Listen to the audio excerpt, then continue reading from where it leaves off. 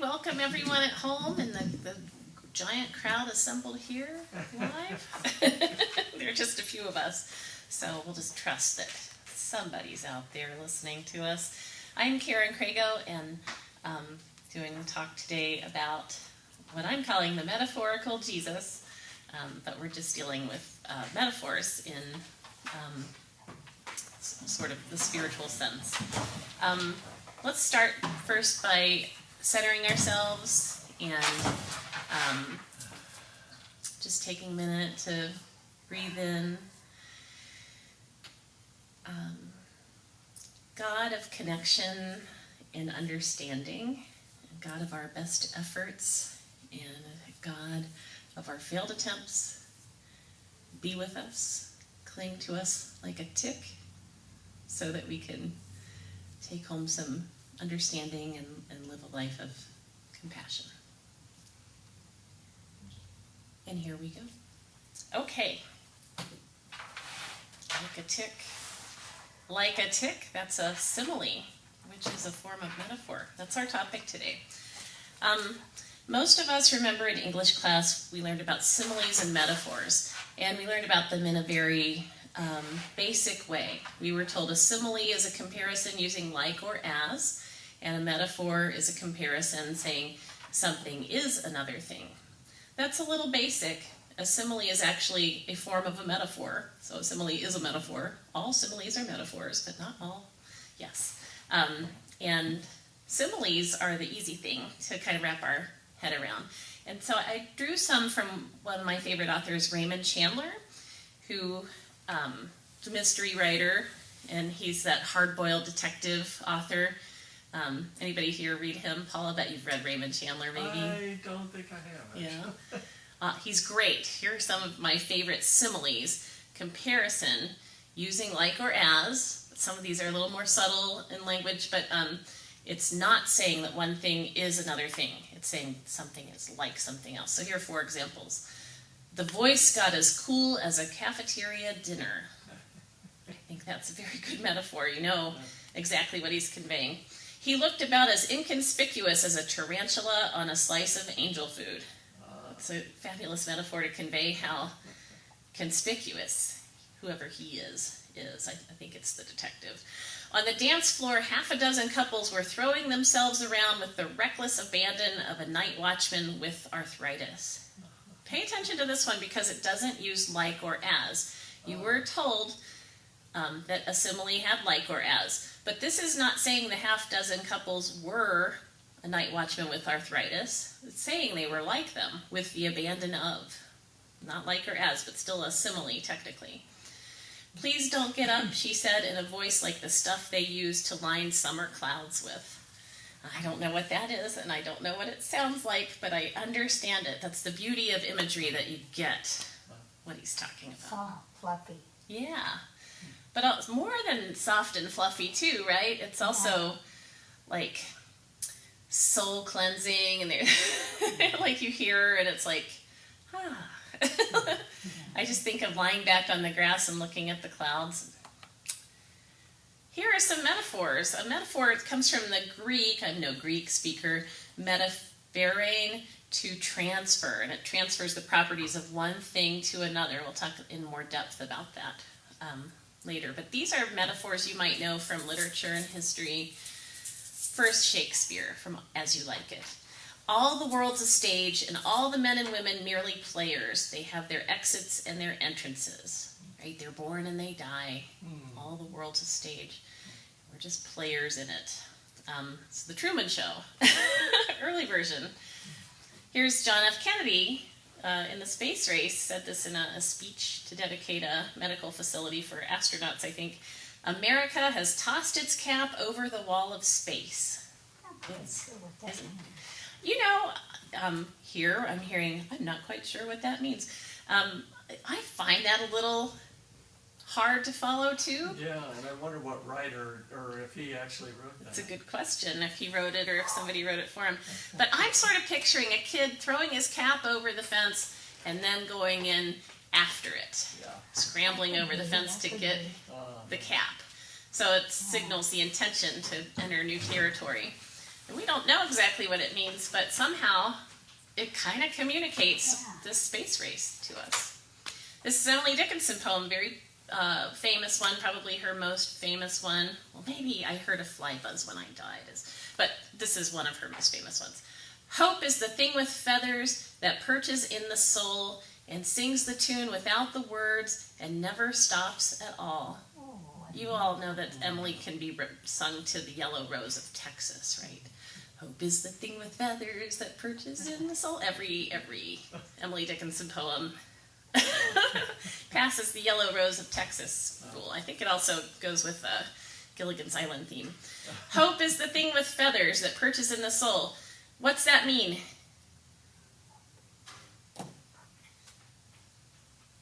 Feathers could be light and airy. Feathers are light and airy. That's interesting. Because you're not saying the obvious thing, that hope is a bird. But Emily doesn't tell us hope is a bird. She says it's a thing with feathers. It could be a feathered snake, right? Hope is the thing, but it perches in the soul. We kind of picture a birdhouse in the soul, which is the song by They Might Be Giants from the 90s, right? Yeah. These Carry On, these classic When metaphors. I think of feathers, I think of flight, I think of freedom. So that's what my interpretation. Yeah. So it's perched, maybe temporarily, in the soul instead of caged up. It sings, doesn't stop. Hope doesn't stop. Isn't that a beautiful concept, that hope goes on and on? And I had to bring back Raymond Chandler, who had a few metaphors in addition to his similes, which are also metaphors. The girl gave him a look which ought to have stuck at least 4 inches out of his back. So the look is a dagger, a fierce look. You can imagine the look. There's also something called an extended metaphor, which is exactly what it sounds like. The metaphor just goes on and on and on and on and on. So this is from Walt Whitman's "O Captain, My Captain." Anybody know who this is about? It's about Lincoln, who died. Walt Whitman was a Civil War nurse and a very big fan of Lincoln's. So, "O Captain, my captain, our fearful trip is done. The ship has weathered every rack, the prize we sought is won. The port is near, the bells I hear, the people all exulting, while follow eyes the steady keel, the vessel grim and daring. But oh heart, heart, heart, oh the bleeding drops of red, where on the deck my captain lies, fallen cold and dead." It's the first of 3 stanzas about Lincoln guiding the ship of state to peace, making it through the war, dangerous journey, the fearful trip. It's weathered every rack. The prize we sought is won. He won the Civil War, kept the Union together, but he's dead. Doesn't get to enjoy the exultation. It's an extended metaphor. Here's an extended metaphor that you should all be somewhat familiar with. Psalm 23. Think about this as a metaphor. In this poem, you're a sheep. We use this term sheeple now, but this is kind of, yes, we're children. It's kind of saying something a little less negative than the way we talked about sheep today, but we're sheep in this poem. We're the sheep. "The Lord is my shepherd, I shall not want. He maketh me to lie down in green pastures. He leadeth me beside the still waters. He restoreth my soul. He leadeth me in the paths of righteousness for his name's sake. Yea, though I walk through the valley of the shadow of death, I will fear no evil, for thou art with me. Thy rod and thy staff, they comfort me." I'd like to point out a breaking here, because the rest of this thing doesn't seem to apply to sheep. "Thou preparest a table before me in the presence of mine enemies." Oh, table of sheep. If you were in my creative writing introduction class, I'd have to say that the sheep don't sit at tables. You've lost the metaphor. Although you do anoint a sheep's head with oil to keep the parasites away. "Thou anointest my head with oil, my cup runneth over. Surely goodness and mercy shall follow me all the days of my life, and I will dwell in the house of the Lord forever." Sheep also don't live in houses. But mostly that's an extended metaphor that departs, right? That's so beautiful. It is beautiful. And I don't mind being a sheep temporarily to think about what that means. This is an interesting aspect of that. Thy rod and thy staff, they comfort me. The nice thing about this extended metaphor is that it's lush. There's so much that happens in it. A rod for a shepherd is a cudgel, a mace-like instrument. It's short, bigger. What do you do with the rod then? Is that to hurry the sheep along or something? Well, the rod is, it protects the sheep and punishes some sheep if they get out of line. But if a coyote, I don't know if there are coyotes in It directs them Galilee. too.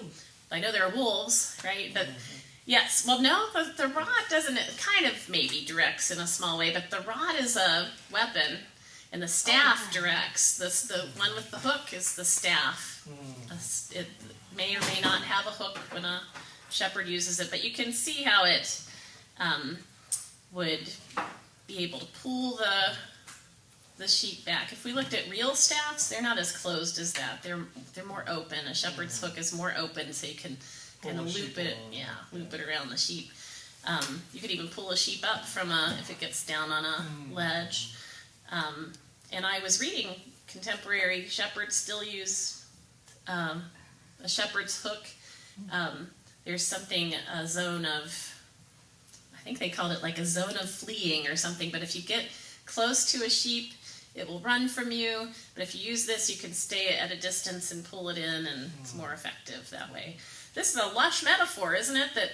That God has a cudgel to beat away our enemies and a staff to keep us in line.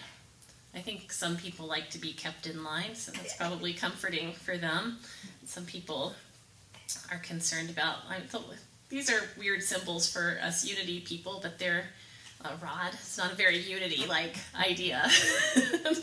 But you run into a snake on the path and you're pretty glad your shepherd has a rod.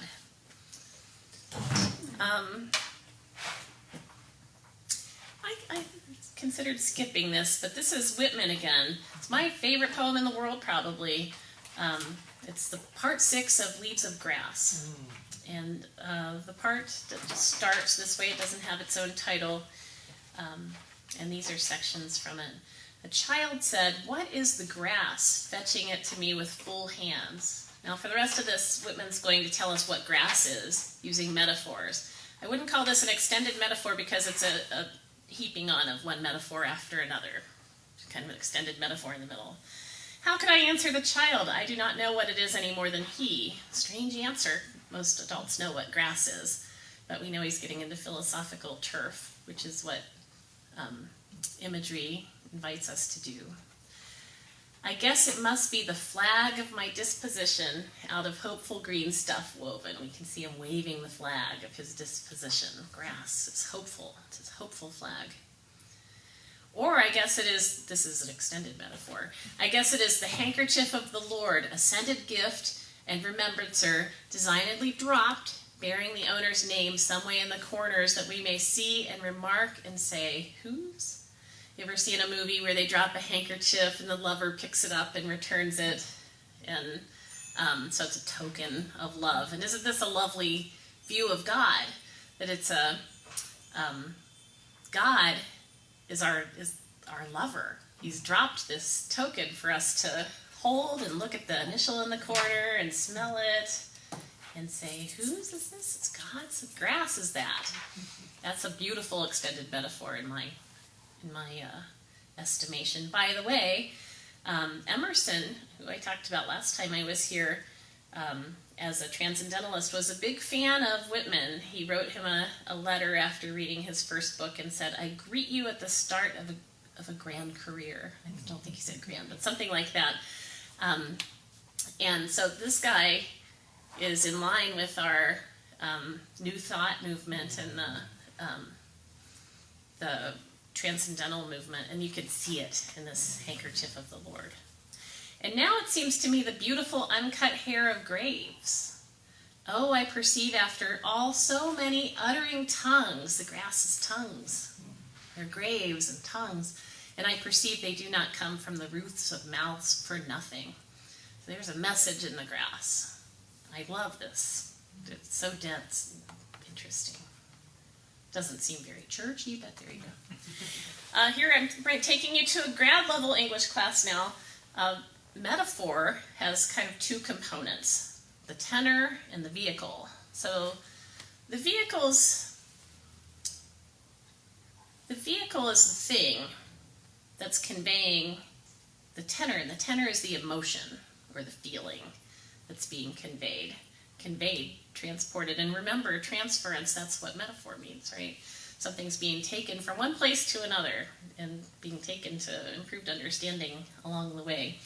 But if the grass is let's just say, if the Lord is my shepherd, then what is the vehicle? It's shepherd, the thing that the Lord is. And what's the tenor? The tenor is the feeling of being protected and led.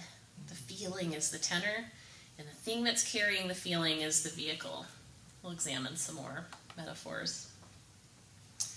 Here are some metaphors in the Bible from Isaiah. But now, O Lord, you are our Father. We are the clay, and you are potter, and all of us are the work of your hand. So the vehicle is the potter. And the tenor is that we're being worked into something, that we're being sort of guided and directed into a perfect vessel. So we're being guided and directed into a perfect vessel. Yes, we're a creation. We're unique. We have a purpose. There are a lot of beautiful things tied up in that, and everybody who reads it could possibly get a slightly different take on it. From Isaiah also. So now let me tell you what I'm going to do to my vineyard. I will remove its hedges, and it will be consumed. I will break down its wall, and it will become trampled ground. This is after the ark and the flood. And we know that the flood is a metaphor, right? Because people back then didn't even know the world was 25,000 miles in circumference, and they had no idea what the world was. And certainly the whole thing has never, ever been flooded. So that flood, destruction of the planet to start over, kind of a metaphor for just like a mechanism for renewal. But here too, we're removing the hedge from around the vineyard takes the protection away from the vineyard. So this is, I guess, God talking. I don't know. I didn't read it. I just found some metaphors. But I guess it's God talking, saying, I'm destroying this vineyard and trample it. Let people come in and steal. No more hedge. The Lord is my rock, my fortress, and my deliverer. My God is my rock in whom I take refuge, my shield and the horn of my salvation, my stronghold. So I think there's a lot going on here. You guys see that maybe the rock is shelter, protection. Absolutely. You hide behind a rock. Foundation. The rock in the Bible too is the foundation.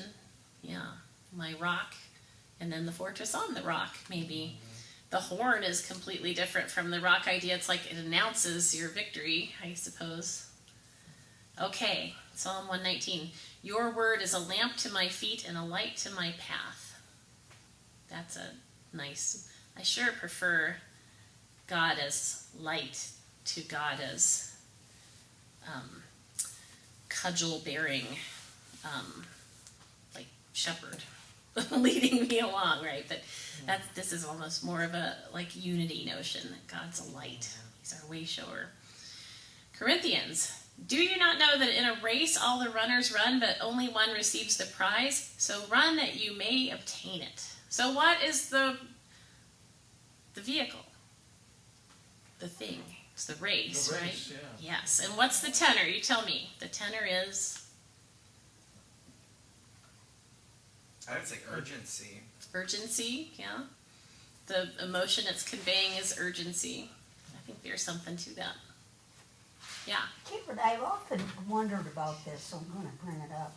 I've Question. often wondered if the Bible's metaphor, swallowed by the whale, means we fall off the spiritual path, only be swallowed up in the world, in wrong thinking, only to come to our senses and open up to God's love and security. Well, that's very interesting. The question is, does Some God... people actually believe that's a real story. Yeah, well, big fish can eat people, I suppose. Coming out, like being vomited on the shore days later seems less likely, but being swallowed whole and living for a while seems. But this is a question about Jonah and the Leviathan, the whale. Is that about, say it again? Here, Oh, here's the microphone. Oh, here's a microphone for Yes, here he goes, Stella. Oh, you mean what I thought it was? you. Yeah, Yeah, I say want it. everybody to hear it at I home. thought swallowed by the whale means we follow off the spiritual path only to be swallowed up in the world of wrong thinking, Yeah. only to come to our senses and open up to God's love and security. In other words, he spits up the whale, he gets out of the whale, and we get on the right path with God. I often wonder if that was what that meant. Well, I think that's some powerful wondering. Me too. Yes, so However, if you talk to most churches, that was a literal quote.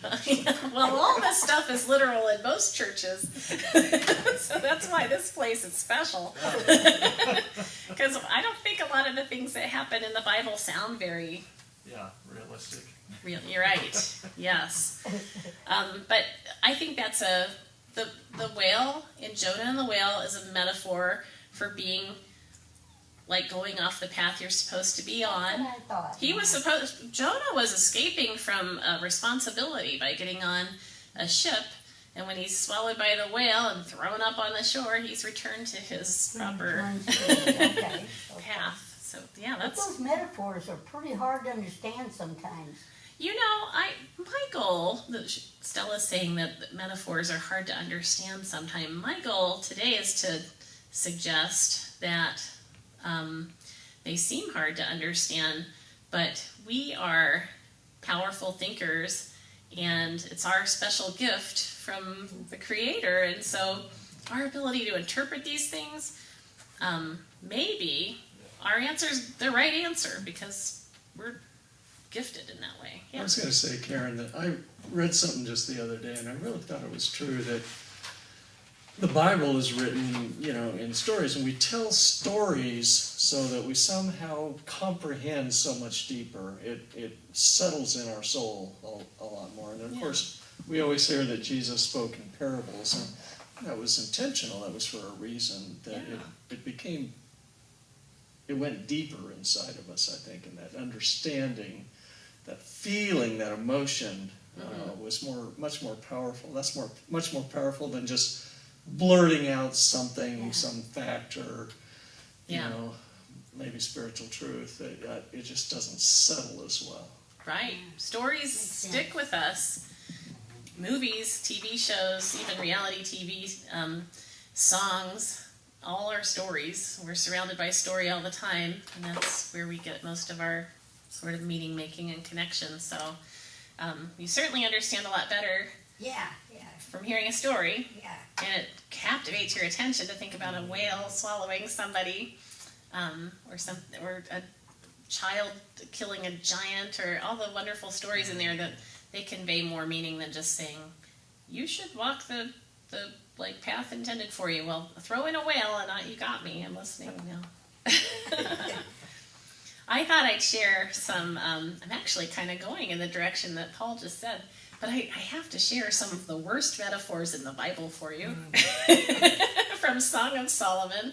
This is basically a love letter verse. Well, it goes back and forth between the two beloveds, and there's even a chorus in there of communal voice that pipes in. But these are some things he says to her.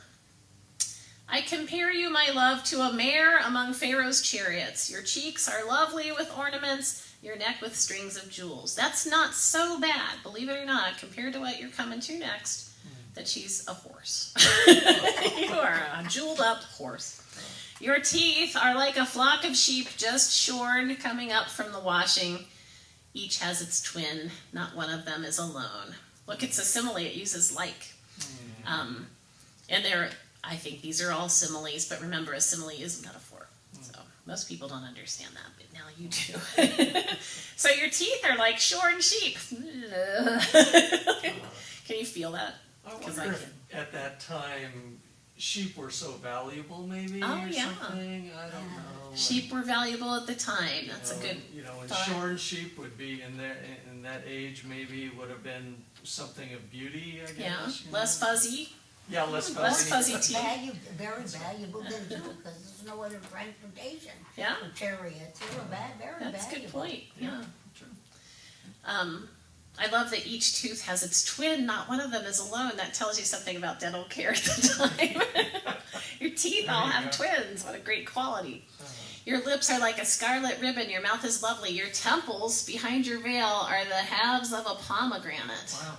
That's lovely. I'm starting to picture her with fuzzy teeth, pomegranate, horse face.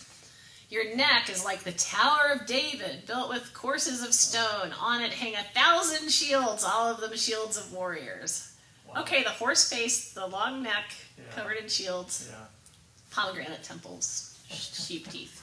Your breasts, though, are like two fawns, like twin fawns of a gazelle that browse among the lilies. Wow. Let's take a moment and picture the prancing I'm fawn gonna have breast. a hard time getting rid of that. Whew, I'm a little turned on up here.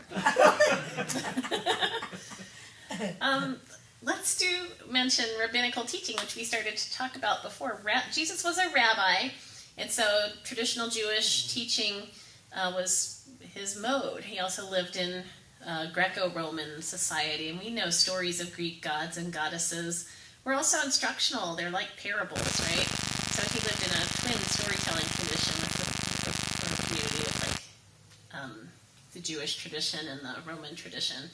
There's a notion called mashal, a Hebrew Jewish word for symbol. Mashalim is the plural of this, and it's a word meaning to represent or be like. So what a mashal is a metaphor, basically. Say something's like something else. And a parable is an extended metaphor. It's a mashal that's in story form. Rabbis taught and continue to do so using mashalim, parables. Jesus was just doing what people do. Some of his famous parables. Any parables stick out to you that you remember? Son parties. Right, the prodigal son, the bad son, says, "Can I have my part of your inheritance? Because I want to go away." And he takes the money, squanders it.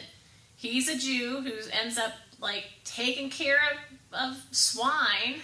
That's not the best position. Like, Dad, I'm a swine tender who's Jewish, and I'm around these ritually unclean animals all the time, and they get to eat and I don't. So he comes home to his dad, and that's what he's done. Wasted the inheritance and lived among pigs. And the good son has been home helping all along. And he's like, "What the hell, Dad?" Dad has a party and invites everybody, and the guy can't figure out like why he would celebrate this wastrel, this profligate, and then here he's just no party for him. He's been keeping the ship afloat. That's a metaphor. So, and the moral is that it's fitting to make merry when the lost is found, when somebody returns basically from the dead, from the Father's perspective. I love your picture there. Yeah, that's the house built on sand. We know that the one builder built his house on rock. There you go, your rock foundation. And the other built it on sand. And this is a recent picture of a hurricane casualty, this house that was built on sand that's fallen apart. The Good Samaritan is a parable, extended metaphor. So, okay, the Samaritan, or the who is it he's not Samaritan. Who's the injured guy? What's his, he's normal. I can't remember. Yeah, what? He's a Right. normal guy. Yeah. But anyway, guy's injured. A priest walks by a religious figure, ignores him, because he too is ritually unclean. And a Levite, a man of law, they walk by him, leave him there, and won't take care of him. And then along comes a Samaritan. And I read about Samaritans. They are, as a group, they're intermingled with other cultures, and they're not considered like authentic. They practice Judaism. They still exist and have like Jewish. Really? Yeah, I Wow. was surprised. They wear white robes and have holy days, and so they were just kind of considered like the wrong kind of Jewish person. But this person lying on the ground, even though this is like an outcast, not part of our society, the Samaritan puts him up, pays for him, leaves tons of money, gets some food, cleans his wounds. He's naked and injured, and he carries him to an inn. And the moral of this is that we have to care for one another. I think that's what I take away from it. I think that's really a good one in today's world with so many homeless, that we all are unity of one. Yeah. And that we do need to look out for each other regardless of whatever we think we The point is that homeless people exist today, and we need to look out for them. Yeah. Well, and the Samaritans were like the drudges of society. So if you were a good Levite or a good priest or just a good Jew, if you saw a Samaritan walking down the road, you'd go on the other side of the road, not to be defiled by that person. That's right. And so part of the story that Jesus, what I think Jesus was trying to convey is that he was talking about who is good here. Is the priest good? Is the Levite good? Or is this defiled Samaritan the good one here? Yeah. And he was presenting to the people. I mean, this would be a slap in the face to the people he was teaching. Yeah. Because they were not the Samaritans. The people that surrounded Jesus were the good Jews. Yeah. And he was saying, but wait a minute, the Samaritan was the one who did the right thing in this situation. Let's look at how James just worked that metaphor. He just worked it. He thought about what a Levite represented and what a priest represented and and that's what you do with a metaphor. Because this stuff isn't all spelled out in here. You have to bring your own intelligence to it. Did you have a thought, Paul? Well, I was just going to say, I went to a conference at Unity Village this past weekend, and there's a friend of mine whose name is Dr. Simile Rao, who comes from India, and so he was talking about the caste system in India and how it's been around forever, thousands of years. And you at the top are the Brahmins, they're the intellectuals, they're the wealthy, and then you have all the way down to the untouchables, actually, and a few things in between. And this is spelled out in English culture, Indian culture. And although it's abolished today, it's still very much in existence under the legal system. But don't we do that here? Haven't we already created our own system of those who are exalted and those who are, lower than low? And, we can usually base that on the haves and have-nots. Haves and have-nots is right. And I think it's all, a lot of it is based on money and family sometimes and,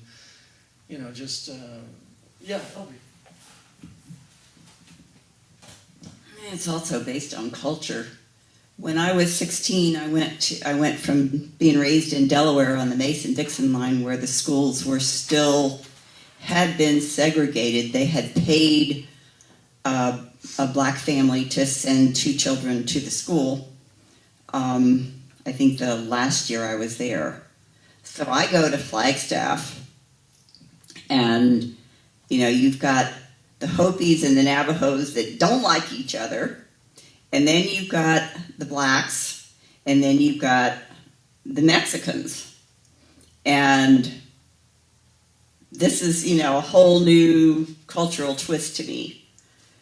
And so I had a black guy ask me, "Are you going to the dance this weekend?" And I was like, that was a black guy. And so I'm talking to my girlfriend, who my aunt introduced me to the day after I got there. And I said something, and she goes, "You're really weird." Because, you talk to the Indians and the Mexicans on an equal basis, and yet you're offended by the blacks. And she said, in Flagstaff, the blacks are up here, and the Mexicans, and then the Indians. And she says, you got it all, you're looking at it totally mixed up. And between that, and I took a course that was studying primitive peoples and how they fulfilled their needs and so forth. And it made me think. Yeah. And by the time I left there, I got in trouble with my father because I arranged to be picked up by a Mexican so I could go to a basketball game and flirt with a black guy. And my father wrote me a letter and said, as long as I'm supporting you, you are not to date Mexicans, Indians, or blacks. And I kind of this was like a shock from my father because it had never been encountered before. It was all unstated. But we don't realize that we grow up with some of that in the culture that we grow up in. And Delaware was at that time a very backward culture. Funny, named after a native tribe. Yeah, and my mother knew Delaware Indians, and we had an Indian that was in the Air Force that was, friends with us. But you don't realize, I had no idea until I got out there. Yeah. And then, I flipped it. Yeah. So I'm in PE class and I'm jesting with this black girl. And she got offended. And I was just treating her like I would anybody. And so she went to one of the other black kids that I was friends with by this time. And that was about during the Watts riots. And so then she realized that I was her friend. And after that, anybody that said anything about me, she was ready to defend me and beat him up. So, the whole twist of it was so crazy. But you don't know until you know. What I like about this story that you're telling is that the parable invited these thoughts. The story got you thinking about your own life. That's what metaphors do. That's what, like drawing a comparison, transferring one idea to another. We start transferring lots of ideas in our mind. So I appreciate your sharing that. But that's true. If I were just to tell you some object lesson in regular words, you'd hear me. You might think it was good or bad, but you'd forget it. But you don't forget stories like the Good Samaritan or the parable of the sower. This guy just tossing seed all around like an idiot. Some of it ends up in the rocks, and some of it's on good ground. Jesus used metaphors too. I'm the bread of life. Bread is the vehicle. What's the other word? Tenor. What is the tenor? I am the bread of life. Something nourishing? Something nourishing. And I don't think Jesus meant me, guy named Jesus of Nazareth, am literal bread. I think he's saying that what he has to say can sustain you. That's the thing. If you go to another church, I'd say most other churches, you're told that the Bible is the inerrant word of God, that there's no mistake in it. Everything in it is the absolute literal truth. But what do you do then with these parables? There was no sower. There was no builder. There was no Samaritan. That probably didn't happen. Yeah. And they've obviously never seen the pictures of Moses with horns. That was definitely an error in the way that it was translated because it meant rays of light. Huh. Except it was mistranslated. I can't remember back several hundred years ago. And so all of the depictions of Moses, he had horns. Yeah. It was mistranslated as horns. So obviously it can't be inerrant. Yeah. And we have visual proof of that. Isn't that interesting? That we say it's inerrant, but we know there are only 2, 4, 6 people in this room right now. If I were to whisper in Stella's ear and we were to wait till it gets back to Brandy in the back, if I were to send a message down the line, it would be altered probably by the time it reached the end of the line. And this book's been translated so many times, and it started as an oral tradition. It's the inerrant word of God. Look how many churches in the Christian faith still use that bread and wine, Yeah. every Sunday. Yeah, They take that as a literal translation, They rather think than they're being drinking blood. rather than being that metaphor that Yeah. you're talking about, or simile that you're talking about. It's magical. It's a good trick for wine to turn to blood and bread to turn to flesh. When you're sitting there drinking it and eating it, you're probably not tasting blood or flesh or feeling that between your teeth. You probably would never return if you did experience that kind of witchcraft, right? But it's much more powerful as a metaphor, isn't it? This just sharing and this body together. The guy named Jesus of Nazareth never expected us to perform acts of cannibalism on him. He didn't. He's saying I'm here for you. Take and eat. I'm here to share the best of myself with you. That's so much more powerful than creepy blood drinking to me. So he says he's the light of the world, the good shepherd, the true vine. Those are some Jesus metaphors. Okay, this is just for us. This is just for Unity people. Very secret. Whisper here. Shh, if you're not a Unity person, you may want to tune out. Whoops, I backed up. Hold on, I'm lost in space. There you go. There we go. Jesus is a metaphor. Jesus is not only saying metaphors, he's a metaphor. There are people who don't think he ever existed. I think most people now, kind of in the anthropological world, think he did exist, but there's certainly thin proof that there was a Jesus who ever existed. No eyewitness accounts of Jesus at all. The Gospels aren't written as biography. They're written as literary and religious texts. And even Jesus' last words. What are Jesus' last words? Who knows them? Oh, boy.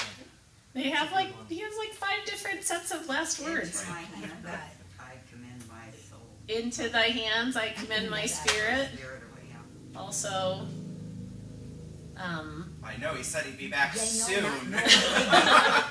he said something about why hast thou forsaken me? He said they're They know not what they do. they know not what they do. There are 7 sets of last words. But if your Messiah was dying on the cross, you'd remember his last words. Even through oral tradition, you'd share that, and that would be probably right over just century later that this was first written about, and you'd know his last words. It's kind of proof that it's not history, and that we have a little bit of leave not to be too literal about things. Don't tell the others. So in Unity, we see Jesus as a way shower, which is a metaphor, that we're on a way, we're on a path, we're walking. I'm sitting, I see a room full of people sitting, we're not walking, that makes it a metaphor, right?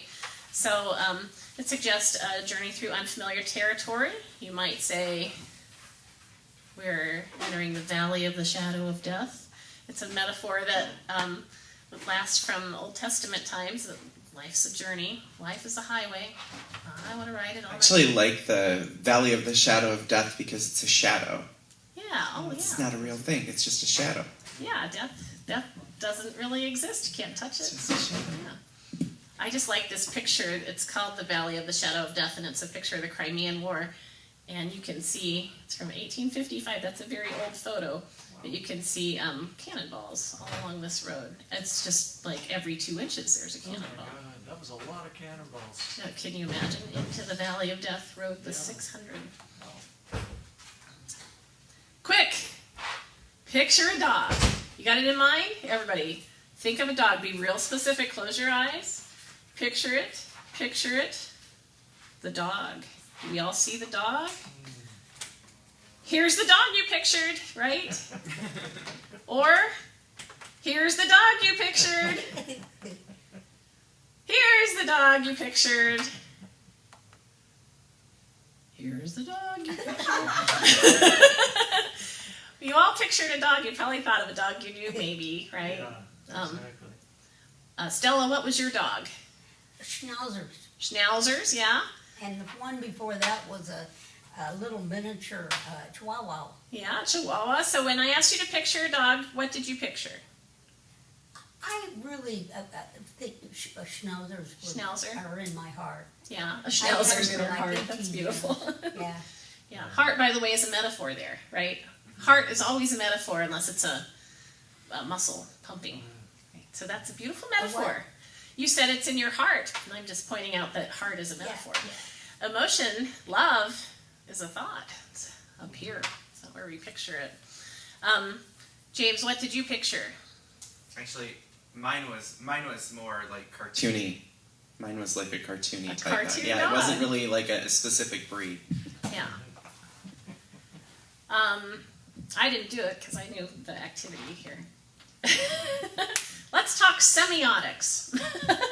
Semiotics, kind of the study of language and words and how they mean. Ferdinand de Saussure was a Swiss linguist and semiotician. He established a notion that has to do with the terms sign, signified, and signifier. The sign is a pure notion of a thing like dogness. There's such a thing as dogness. It makes it a dog. We recognize that a dog's not a cat, a dog's not a tree, and a dog's not our uncle. Dogness. A signifier is the thing that you can actually touch that's a dog. And the signified is the mental concept of it. A word, too, is a sign, right? When we use a sign, a word like dog, we're all picturing a different thing. That's an interesting thing. I don't know if you've read anything about color. I know some old-timers who will refer to orange as yellow, strangely enough. Really? Old people, it's like they didn't have orange when they were, I don't know, it's just strange that they consider like, and also there used to not be there was a time when we didn't have a word that corresponded exactly with blue, so I read about it. I'm kind of forgetting the specifics right now. But we don't have broad agreement when we say dog. So how can we possibly agree on God? Or love, or faith, or any of these things? A literal, like, easy noun communicates nothing recognizable from one person to the next. But we know there's something called dogness. We know there's a quality of dog, and we know a dog when we see it. So we kind of get by. Well, to me, this is permission to embrace the metaphors that we see in the Bible and that we hear in Jesus' parables, and that just all around us. It's metaphors kind of give us an opportunity to think for ourselves while still connecting. The way a story kind of plants thoughts and associations in your mind. If I tell a story, you'll think, oh, that reminds me of when I was a kid, or I've got a lot of personal stuff that you bring along with the story. Metaphors the same way. You bring your own baggage to every word, every idea, and I think it's this great gift that we have to be able to do that. So we create meaning when we engage in metaphor. In Unity, I think we understand this. We are meaning makers. We all bring our own associations, histories, backgrounds, and intellect to any text, the Bible or otherwise. Our ability to reason is a gift. In fact, I have to tell you, I think my mind is my holy text. I read lots of things and get lots of ideas and lots of input, but it kind of comes together in my mind. The text is in me, just like your text is in you. And even in our actual, like, paper Bible or Kindle Bible, even in our actual Bible, because of the problems I mentioned with communication and its extensive use of story and metaphor,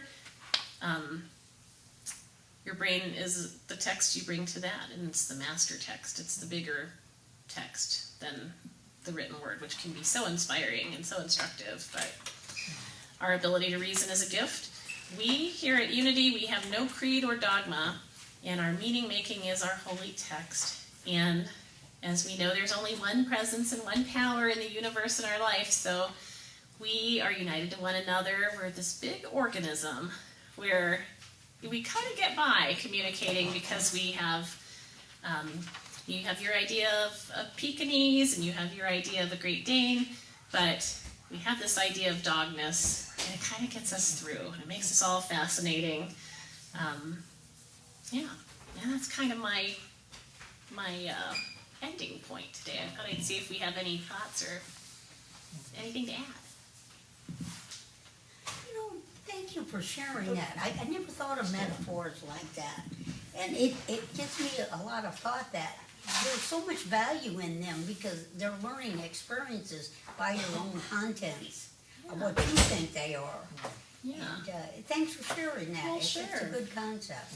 These metaphors go through all of our thinking. Like even the word mind is kind of that's not the same as a brain, right? A mind is sort of a brain plus a spirit or something, and it's kind of a metaphor in a way, just like heart is. Yeah. I was just going to say, Ed, thanks so much for doing this because I never really thought about metaphors and similes, Yeah. in the way that you brought them up, I guess. I always thought of them, as part of good writing. Yeah. But I never thought about them, in biblical text. And it was like, whoa, they're full of, it really deepens, that experience, I guess, to me. I'm a word person, and I always think, like, in the beginning was the Word, and the Word was with God, and the Word was God. It's, you'll listen to Abraham talk, and they'll say, well, nobody ever learned anything by being told it, by words. Words don't teach is something that they'll say consistently, and I'm always personally offended by that, because words teach me more than... I love words. Words are kind of they're my thing. So, but in the beginning was the Word. That too feels like permission to meaning make and enjoy metaphors. And I think it's kind of both though, because words can also be a barrier. If you think about who am I?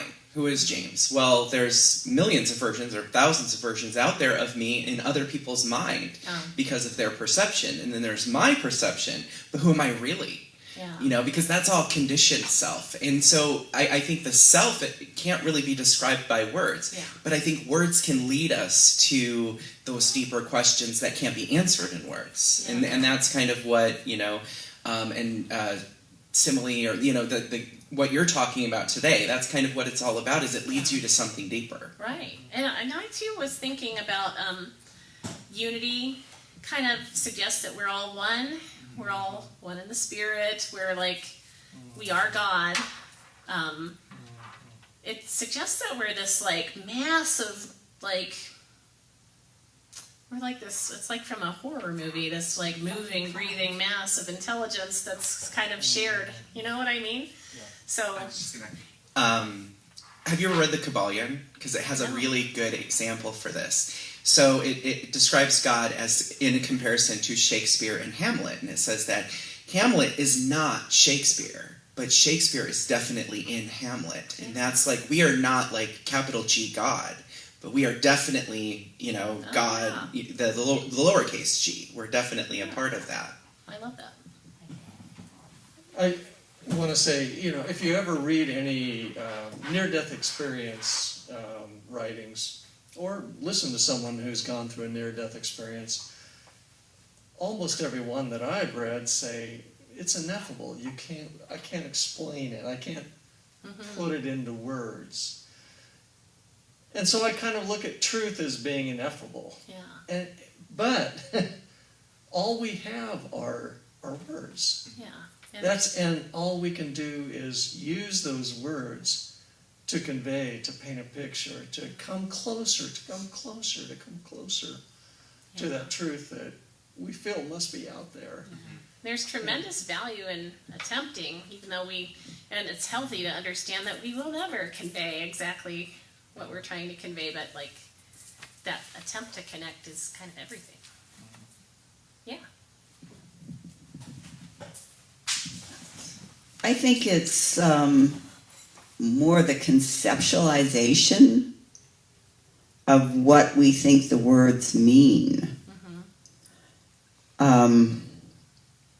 I read a book years ago where a guy was in charge of taking care of Strongheart, who was a movie star dog in the, I think, 50s. And the dog knew everything that was going to happen. The dog opened the door and walked in the house. He would play with his balls and put them back in the closet. The guy was getting ready to he'd taken to the beach one day and the mountains one day. And it was a day for the beach, but he decided to go to the mountains, and he hadn't seen the dog all day. And the dog walks in, grabs his hiking boots, and drops them at his feet. So he goes to this sage in the desert that he knows, and he says, how does the dog do this? And the sage says, you want to know about the dog? Ask the dog. So he spends time studying the dog. And at one point, the dog is up on the mountain, and he's just looking off, and he goes around so he can see what the dog's looking at, and he's not. He's just staring off into space. And so he sits down and he throws every thought he's got at the dog, and then there's like nothing left in him. And he's like totally silent. And at that point, the dog turned and looked at him and communicated to him. He doesn't, and after that, he communicated with snakes and ants and flies and all kinds of different things. He learned that communication. And my feeling has always been that it was visualized. That instead of using words, he used visual pictures in his mind, and that way there was the communication. So I think it's when we learn to think in pictures and we can visualize, I think that sometimes ESP works that way because you can feel it. When my girlfriend didn't have a phone and we wanted to talk to her, we would sit down and we would visualize her walking down the street to the nearest phone and calling us. And usually within 15 minutes she would call. So it was transmitting that visual picture of her taking that action that created that to happen.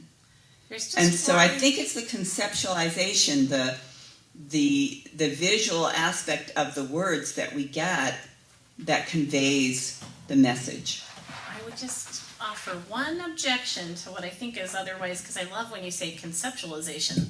Somebody who's been blind their whole lives, they have no capacity to visualize, and it would have to be a different sort of...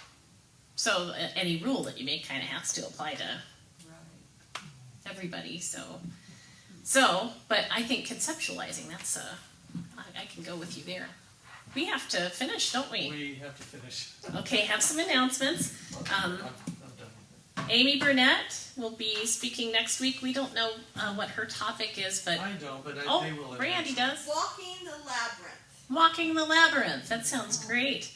There will be a meeting here about sheltering Tuesday, the 12th, here. And we think it's at 6:30. Check before you come. And there's a donation basket here for anybody who's here. It's at 6. Oh, it's at 6. See, she's all knowing. It's a good thing that Randy's here. I'm conceptualizing you walking to the sheltering meeting on Tuesday at 6 o'clock. All right, and there's a donation basket here for anybody who has the urge. And we have, of course, Tidely online. And I think that's it. So thanks, everyone. Thanks, Karen. Few in number, but that was a powerful, powerful talk. Thank you so much. Oh, thank you very much.